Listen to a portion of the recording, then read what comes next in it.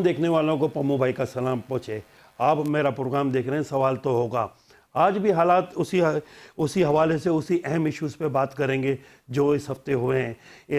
ایران پہ جو حملہ ہوا امریکہ اور اسرائیل کی طرف سے, اس پہ بھی گفتگو کریں گے. اور اس پہ جو ہے سب سے پہلے تجزیہ لیں گے ہم.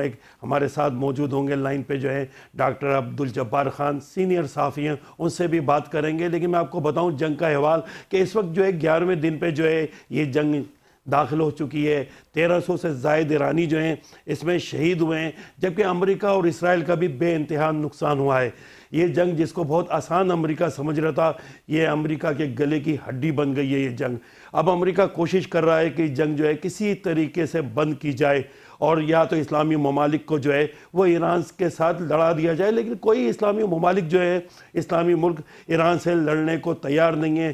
قطر کے جو امیر ہیں ان کا بھی یہ کہنا تھا کہ اگر ہم جنگ میں کود پڑتے ہیں. آج پریس کانفرنس کری تھی قطر کے امیر نے, تو ان سے سوال کیا گیا کہ آخر ایران پہ حملہ اسلامی ممالک کیوں نہیں کر رہے, تو ان کا کہنا یہ تھا کہ امریکہ کی یہ اور اسرائیل کی یہ چال ہے کہ وہ ہمیں جنگ میں جھونکنا چاہتا ہے. اس کے بعد دونوں ملکوں کو یعنی ایران کو بھی اسلحہ فراہم کیا جائے گا اور اسلامی ممالک کو بھی اسلحہ دیا جائے گا, تاکہ یہ جنگ طویل ہو اور اس سے خطے میں جو ہے وہ شدید نقصان ہو.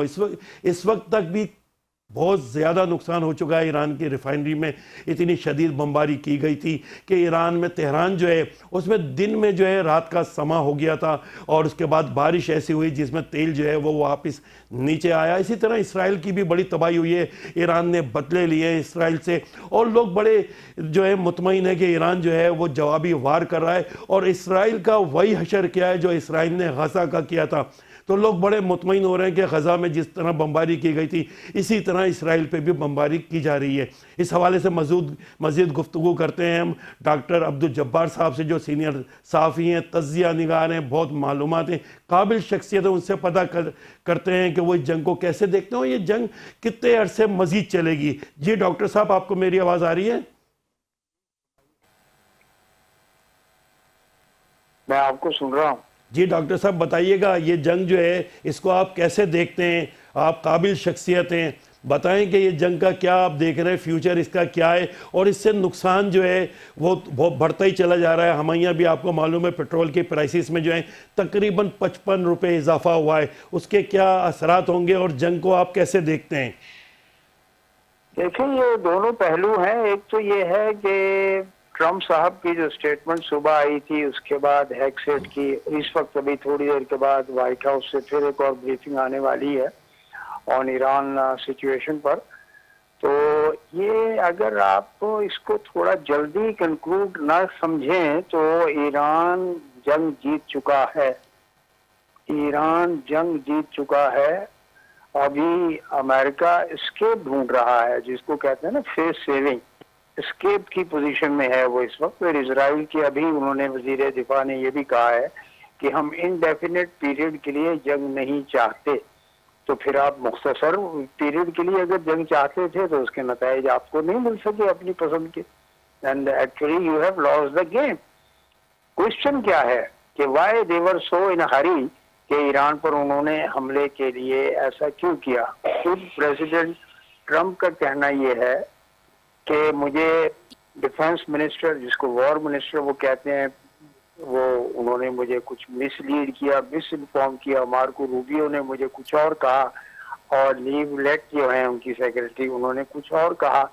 تو اس کے بعد ٹرمپ صاحب نے ایک اوپینین بنائی کہ ایز اف میرے ایڈوائزرز اور میرے کیبنٹ منسٹر یہ چاہتے ہیں کہ ایران پر حملہ کر دیا جائے تو میں نے کر دیا.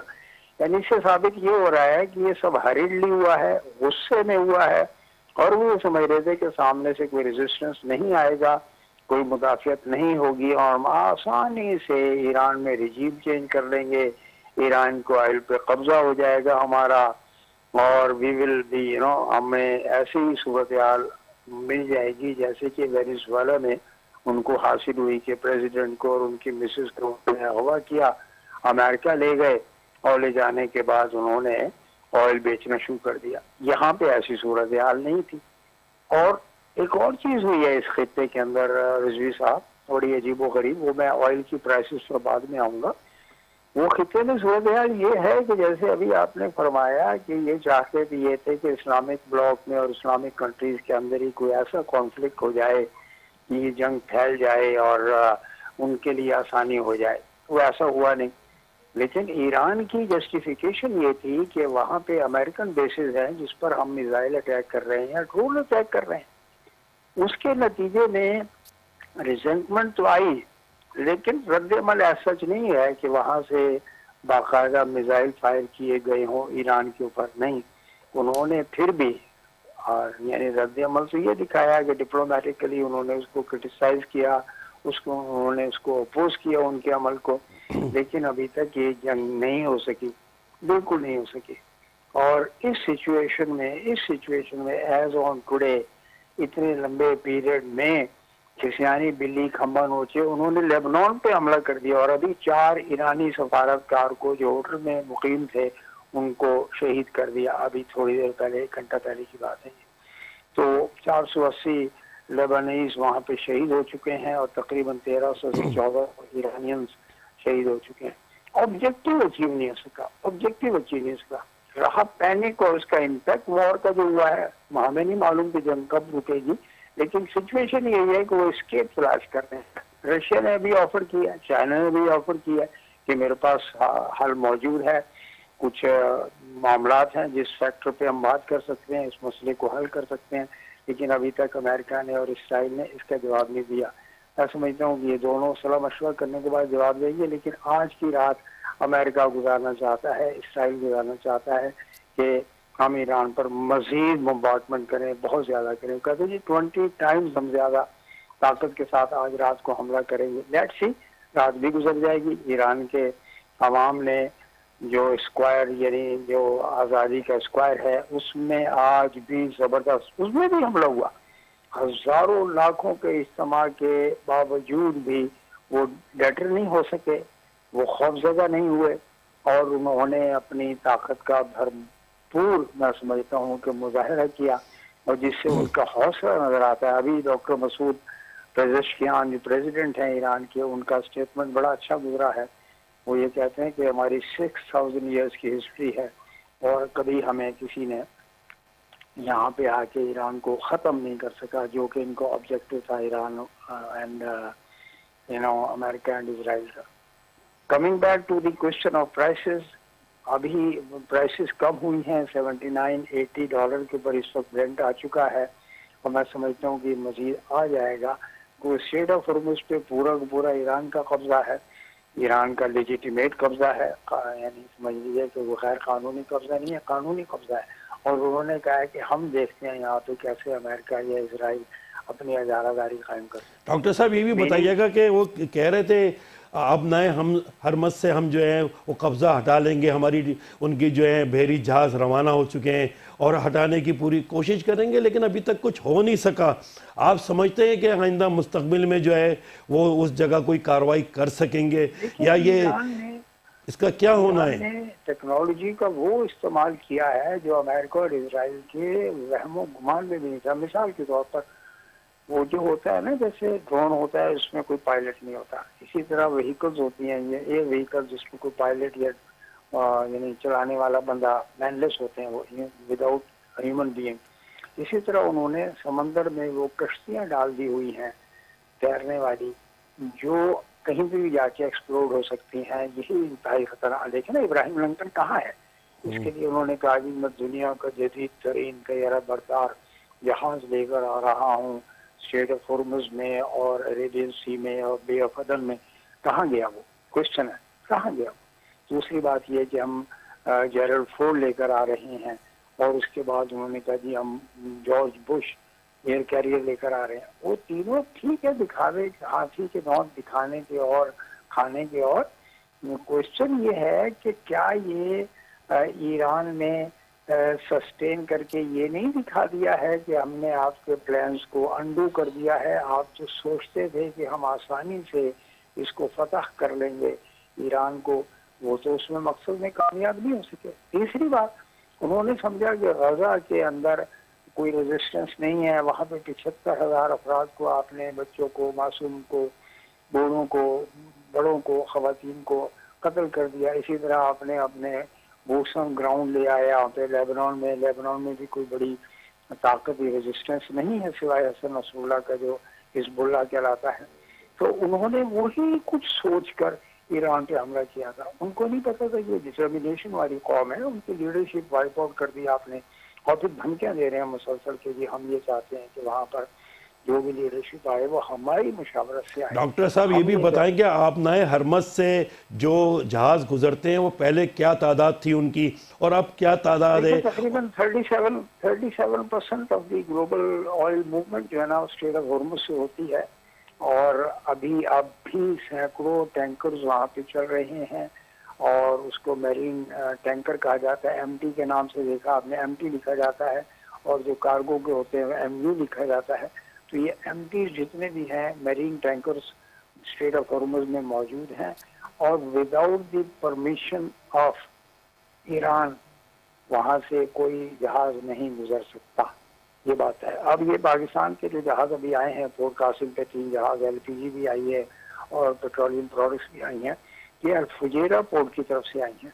یعنی اس کا اسٹریٹ آف ہارمز سے ایسے تعلق نہیں ہے, یہ خیال رہے. اسٹریٹ آف ہارمز سے جو بھی جہاز آئیں گے, کویت ہوں یا یو اے ای ہوں, وہ ان کی ایرانینز کی پاسداران کی مرضی کے بغیر, ان سے پرمیشن لیے بغیر موومنٹ نہیں ہو سکتی. چائنا کے ٹینکرز کو البتہ وہ لوگ راستہ دے رہے ہیں کیونکہ چائنا کے ساتھ ان کی اچھی کولیبریشن ہے اور اچھی انڈرسٹینڈنگ ہے ایران کی. ڈاکٹر صاحب یہ بھی بتائیے گا کہ یہ بھی کہہ رہے ہیں کہ اسلامی ممالک جو ہیں وہ ایران کے خلاف ہوتے جا رہے ہیں, وہ سوچ رہے ہیں کہ ہم تو اس جنگ میں نیوٹرل ہونے کا کردار ادا کر رہے تھے تو ہم پہ بمباری ہو رہی ہے, ہم تو بلا وجہ جو ہے اس جنگ میں پھنس رہے ہیں, تو وہ بھی سخت موقف اختیار کر رہے ہیں. آپ کو لگتا ہے اسلامی بلاک جو ہے وہ اس پہ کوئی ایران کے خلاف کارروائی کر سکے گا؟ کوئی جو کچھ طبقے ایسے بھی ہیں جو یہ بھی کہہ رہے ہیں کہ ایران کو جو ہے ان اسلامی ممالک پہ جو ہے وہ اٹیک نہیں کرنا چاہیے تھا, اگرچہ وہ اٹیک جو ہے وہ ان جگہوں پہ ہوا ہے کہ جہاں پہ امریکنز کے اڈے تھے یا ان کے سسٹم لگے ہوئے تھے یا وہ وہاں پہ رکے ہوئے تھے. اس کے علاوہ تو کسی جگہ حملہ نہیں ہوا. لیکن آپ کو لگتا ہے کہ اسلامی بلاک جو ہے وہ مخالفت میں جائے گا ایران کی؟ میں نہیں سمجھتا. البتہ ایک ڈیولپمنٹ یہ ہوئی ہے کہ یوکرین کے پریزیڈنٹ زیلنسکی نے کچھ ایکسپرٹس وہاں پہ گلف کنٹریز کی طرف بھیجے ہیں, جو کہ ان کے جو جدید قسم کے جو ڈرونز ہیں ایران کے, کیونکہ یاد رہے کہ ایران ڈرونز ٹیکنالوجی میں بہت آگے ہے, اور اس نے رشیا کے ساتھ تعاون کیا تھا جو یوکرین کے خلاف. ان کے یہ جو ڈرونز ہیں یہ رشین فوج نے استعمال کیے تھے یوکرین کے. اب یوکرین کے پریزیڈنٹ زیلنسکی جو کہ پیوٹن کے خلاف ہیں, رشیا کے خلاف ہیں, انہوں نے کچھ ایکسپرٹس کی ٹیم آج گلف کی طرف بھیجی ہے تاکہ سعودی عربیہ یا بحرین یا یو اے ای میں جا کر یا قطر میں جا کر وہ ڈرونز کے حملوں کو روکنے کی ٹیکنالوجی ان کو بتا سکے, ٹریننگ دے سکے وہاں کے لوگوں کو. پہلا سوال آپ کا یہ تھا کہ وہ عرب کنٹریز جو ہیں وہ ایران کے ساتھ 11 دن ہو چکے ہیں, جنگ اپنے اختتام کی طرف بڑھ رہی ہے, انہوں نے کر کے اپنا دیکھ لیا. ایران اپنی جگہ موجود ہے, ڈٹرمنیشن کے ساتھ موجود ہے, مضبوط ہے, اور اس نے کہا کہ ہتھیار ڈالنے کا کوئی سوال نہیں پیدا ہوتا, رجیم چینج کرنے کا کوئی سوال نہیں پیدا ہوتا, ہم ڈٹے ہوئے ہیں. اس صورت میں نہیں سمجھتا کہ گلف کنٹریز, سعودیز یا دوسرے جو ہمارے اسلامک ممالک ہیں وہ کسی طور پر اس جنگ میں جائیں گے. اب ایڈ ہو رہا ہے, امریکہ نے اپنی طاقت کا خود ہی مظاہرہ دیکھ لیا ہے, اسرائیل نے بھی دیکھ لیا ہے, بھاری نقصان اٹھایا ہے اس نے. خیفا کی ریفائنری اس کی چلی گئی, بنگوریان ایئرپورٹ وہاں پہ, یعنی جو جرنلسٹ انڈیا کا ایک وہاں سے نکل کر انڈیا واپس گیا ہے, اس کے جو انٹرویوز چھپ رہے ہیں وہاں کی میڈیا میں, وہ عجیب و غریب انفارمیشن انہوں نے دی ہے. تو اس نے کہا کہ ہمیں ایک وہ تھا, کہنا چاہیے کہ اسرائیلی ٹیکنالوجی کا ایک حملہ تھا کہ they are very advance and they are very modern, اور وہ بہت ہی آگے بڑھے ہوئے ہیں. لیکن ہمیں اندازہ ہوا کہ ایرانین میزائل جو ہیں سپر سونک میخ 8, میخ 9, میخ 17 تک وہ یوز کیے انہوں نے, یعنی ساؤنڈ سے 15 گنا زیادہ, 10 گنا زیادہ, 5 گنا زیادہ, جو آواز سے زیادہ تیز رفتار جس کو کہا جاتا ہے. انہوں نے یوز کر کے بتایا. تو ڈرون تو بہت شکریہ ڈاکٹر صاحب، ڈاکٹر عبدالجبار، بہت شکریہ آپ کا، آپ نے ہمیں ٹائم دیا. اگلے موضوع پہ ابھی یہاں پہ لیتے ہیں ایک بریک، اس کے بعد ہم حاضر ہوں گے. پیٹرولیم مصنوعات پہ آپ سے گفتگو کریں گے جو قیمتیں بڑھی ہیں. یہاں لیتے ہیں ایک بریک. جی.